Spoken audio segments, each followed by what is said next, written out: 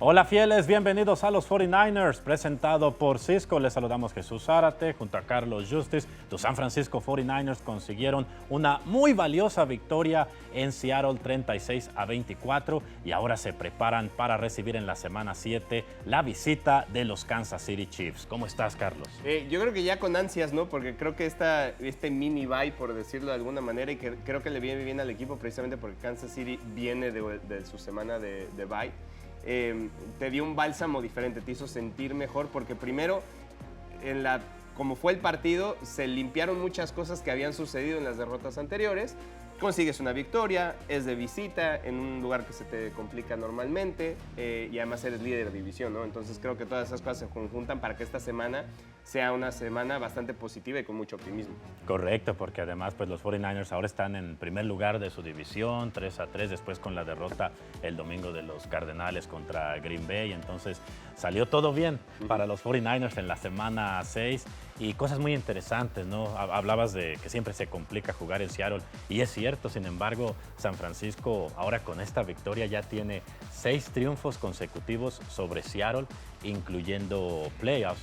Y también sucedió varias cosas muy interesantes. Por ejemplo, Deebo Samuel se convirtió en el primer receptor abierto en la historia, Carlos, en tener 20 touchdowns de recepción y 20 touchdowns por tierra.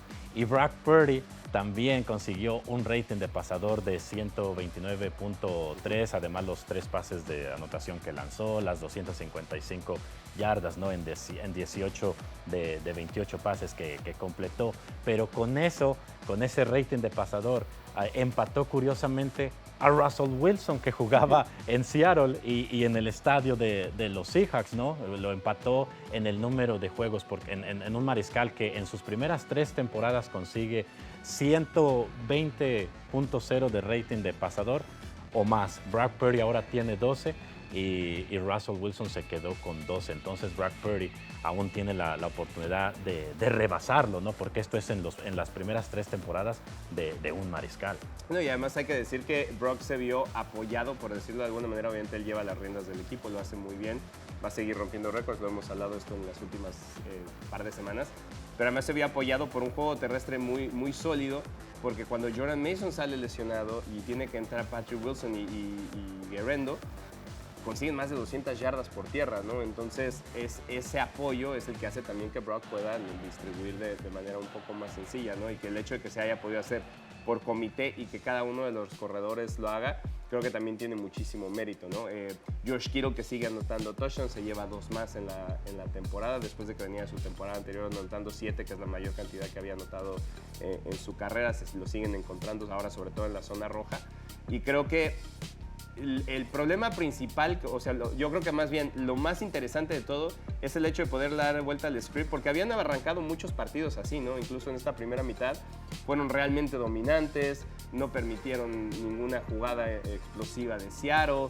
En el primer drive del partido, a pesar de que parecía que por ahí iba los Seahawks avanzando bien, tiran una intercepción con Malik Mustafa, que también es un novato que responde. Renaldo Green responde como novato. O sea, creo que todas las cosas habían estado sucediendo y no son tan impresionantes. Lo que sí es que, a diferencia de los otros 2 partidos divisionales, cuando el partido se va cayendo, cuando las cosas de repente comienzan a no salir muy bien y el otro equipo parece regresar en el partido, ahora sí pudieron bajar la cortina, tener una jugada importante en defensa, anotar inmediatamente después y darse ellos mismos tranquilidad, ¿no? Y creo que eso es algo que es lo más valioso de esto, darse cuenta que, bueno, incluso cuando a veces las cosas no están saliendo tan bien, después de que salen muy bien al principio, podemos mantener la calma y seguir adelante. Sí, es verdad, y además tú mencionabas a George Kittle, ¿no? Con sus 2 anotaciones, y él obtuvo 58 yardas en ese partido y eso fue suficiente para empatar a Kellen Winslow, leyenda de la NFL, porque este era el juego número 103 de George Kittle. Entonces lo empató en el sentido de llegar a la marca de las 6.500 yardas en su carrera, ¿no? Con esas recepciones que obtuvo ante Seattle, como para la menor cantidad de juegos que se necesitan, o que una ala cerrada, mejor dicho, necesita para llegar a esa marca, ¿no? de las 6.500 yardas. Y ya creo que no queda duda de que George Kittle, con el paso que tiene, incluso ya con lo que ya hizo, ¿no? Todavía le quedan muchos años de carrera, seguramente va a estar en el Salón de la Fama, ¿no? Claro. Si continúa con ese paso. Y creo que es una suerte para el equipo tener un tight end tan completo, porque cuando vas y revisas algunos tight ends en la historia, algunos eran más explosivos que otros y normalmente sacrificaban algunas cosas. George lo puede hacer todo. George bloquea, te ayuda a dirigir a veces la ofensiva. Lo vimos la semana pasada, incluso de repente cuando a veces hay un problema en la alineación como tal, o en cómo se establece la jugada. George sabe dónde tiene que hacer, ayuda incluso a Brock y a la línea ofensiva a acomodar a sus compañeros, y todas las cosas es muy difícil de conseguir, ¿no? Entonces, todas esas cosas suman. Divo, con ese récord, también yo creo que una de las partes que de repente se le critica es porque todo el mundo tiene la idea de que tiene que ser un receptor elite, pensando en el tradicional receptor elite, pero lo que hace Divo nadie más lo puede hacer. Y esa es la gran virtud que tiene Divo Samuel dentro del equipo, ¿no? Saliendo del backfield, encontrando juego corto. Si tiene que quemar a alguien en velocidad, también lo puede hacer corriendo una muy buena ruta. Entonces, yo creo que la gran virtud que tiene y que lo pone en un escalón diferente a todos los demás es precisamente esa versatilidad y no tanto el hecho de que tenga esas cualidades específicas, ¿no? Y lo mismo pasa con Brock. Mucho se habla que si la potencia del brazo, que si es atlético. Brock, cuando tiene que salir la bolsa de protección, corre y lo hace muy bien y lo hace con mucha velocidad y sabe cuándo hacerlo. Cuando tiene que distribuir el balón, que es su principal virtud, lo hace de manera efectiva, lo hace si tiene que ir rápido, lo hace rápido, si tiene que ir corto, si tiene que ir intermedio, si encuentra el pase largo, porque incluso es el quarterback con mejor porcentaje de balones largos en toda la liga, ¿no? Entonces, a pesar de no tener un brazo portentoso, como dicen por ahí, pero creo que independientemente eso ya no importa cuando tienes un mariscal que puede ser así de decisivo, ¿no? Y después en la defensiva, te digo, para mí lo más importante es primero los novatos que tienen que venir a suplir algunas de las lesiones. Charvarius Ward no arranca este partido, entonces era un problema, porque enfrente tienes un receptor como DK Metcalf, que bueno, se llenó la boca de palabras durante la semana, y creo que eso también le pasó un poquito de factura. Dimo Lenore comienza a ser un líder en esa defensa precisamente cuando esas cosas suceden, porque sabemos que con Charvarius Star es como el gran líder de la secundaria, ¿no? Pero ahora que no estaba, Dimo Lenore tomó ese rol y lo hizo de muy buena manera. Y te digo, cuando los novatos como Green aparece, como el mismo Malik Mustafa, e incluso Evan Anderson fue activado del equipo de práctica ese mismo día, y viene, y la presión que hace y lo vamos a estar viendo jugadas doradas, la presión que hace sobre Geno Smith para que venga la intercepción de Renard Green es absolutamente espectacular. Entonces, el hecho de que el equipo pueda basarse en los novatos para seguir avanzando son excelentes noticias, no solamente para esta temporada, sino por aquella cosa que todo el mundo habla de que si se va a cerrar la ventana del Super Bowl. Bueno, ahí están los novatos también respondiendo. Y eso es muy importante, Carlos, porque hemos hablado mucho de esta clase del draft, de los novatos que tienen mucho potencial, y aquí lo demostraron, porque obviamente el partido se gana por varios factores, ¿no? Ya mencionábamos lo que hizo Brock Purdy, tú decías también lo de George Kittle, a Divo Samuel, pero ellos ya sabemos lo que te ofrecen, ¿no? Son grandes estrellas. Nick Bosa, que tuvo 14 presiones, también en gran parte se ganó el partido gracias a Nick Bosa, que estuvo impresionante. De hecho, se empató a él mismo con las 14 presiones al mariscal. En el 2022 también Bosa tuvo un juego con 14 presiones, pero todos ellos que son grandes estrellas, ya sabemos lo que te van a ofrecer. Entonces, como tú lo decías, había algunas ausencias por lesión, como la de Charvarius Ward, y era el momento de responder para los novatos. El mismo Hufanga, que incluso fue colocado en la lista de reservas lesionados, y por eso a Malik Mustafa le toca iniciar como titular. Entonces fue sensacional ver que Malik Mustafa contribuye con esa intercepción, Renardo Green, Tatum Bethune en equipos especiales, en aquel balón suelto que recupera, ¿no? Que fue esencial en ese momento, provocado por Darrell Luter, que también es relativamente joven, apenas está en su segundo año en la NFL. Entonces, allí dos jóvenes involucrados en esa jugada de equipos especiales. Darrell Luter provocando el balón suelto en los equipos especiales y Tatum Bethune recuperando.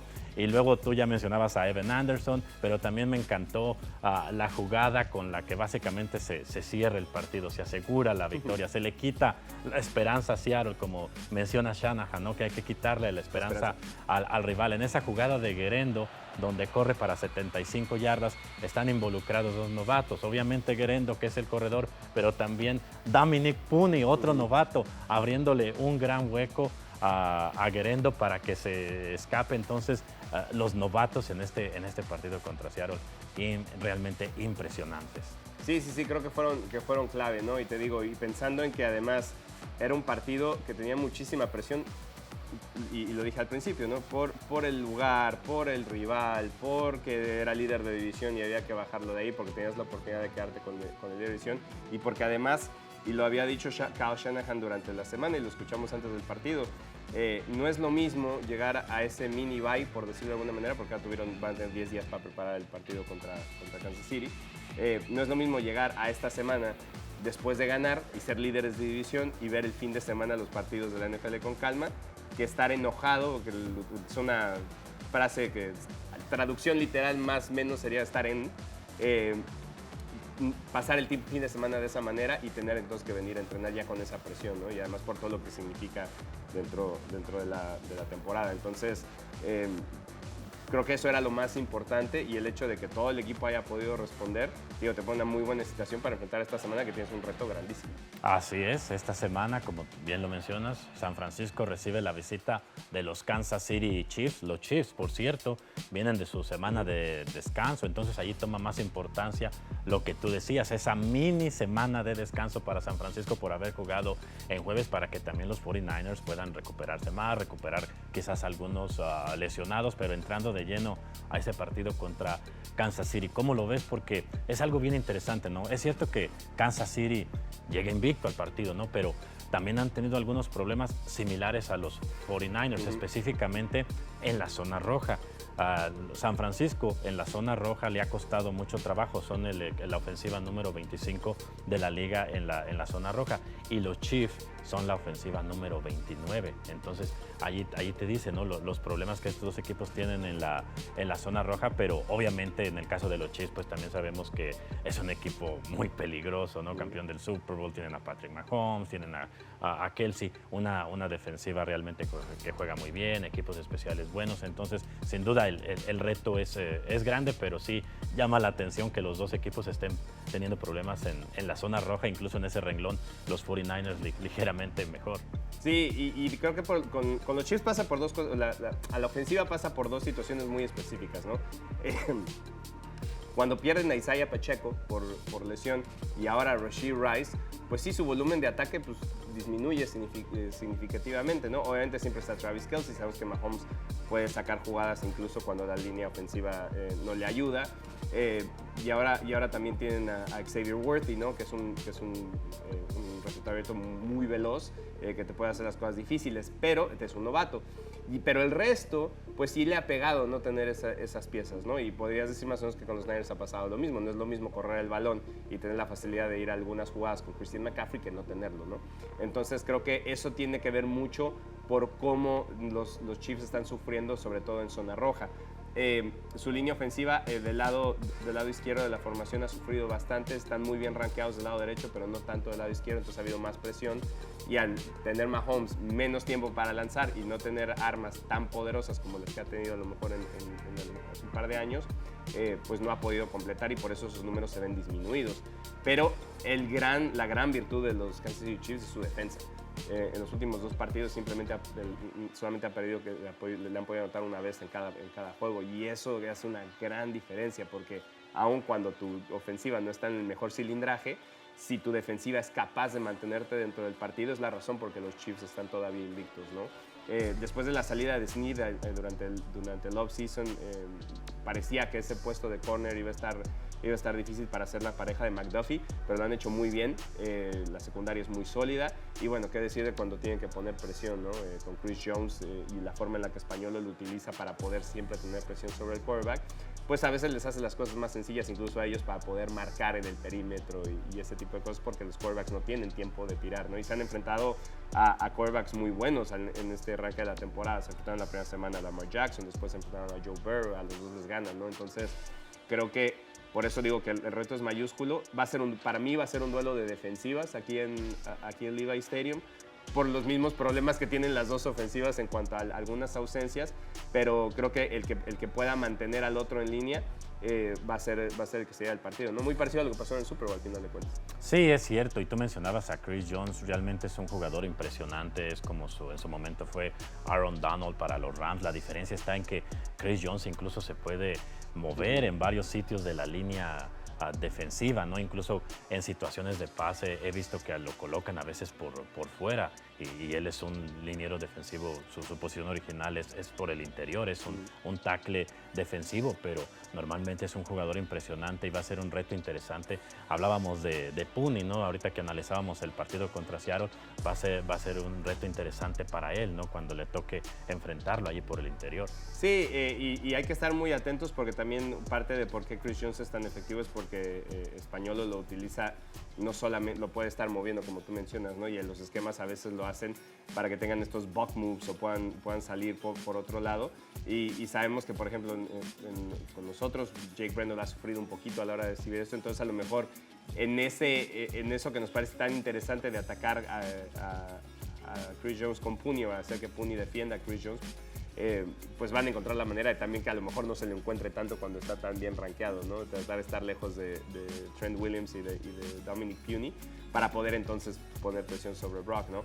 La gran ventaja es que Brock ha estado teniendo un año muy bueno, incluso si esa presión llega, a lo mejor puede encontrar ciertas situaciones donde pueda salirse del script y hacer algunas jugadas, ¿no? Pero digo, yo creo que va a ser un partido con muy pocos puntos, digo, muy parecido a lo que vimos en el Super Bowl. Hay que recordar que el Super Bowl la mitad estaba 10-0 apenas y mucho tenía que ver ambas ofensivas que estaban dominando a las ofensivas de ambos equipos, y creo que ese partido va a ser muy tenso y va a ser muy parecido acá.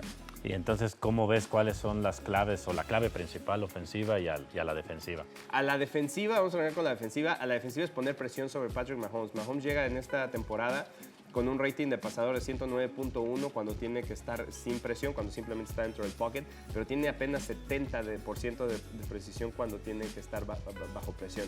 Y además, en ese mismo sentido, ha tenido un índice bastante alto de bolas que son precisamente peligrosas, que pueden ser interceptables, que pueden ser balones sueltos. Entonces, ese tipo de cosas creo que es lo que va a hacer que pueda dominar la línea defensiva de los Niners, pero la presión tiene que ser constante y tiene que ser muy rápida, ¿no? Si a Mahomes no le llegas en 2 segundos y le das 3, 4 para pensar, te puede hacer daño, ¿no? Entonces, a la defensiva hacer eso para poder mantener a Mahomes en check.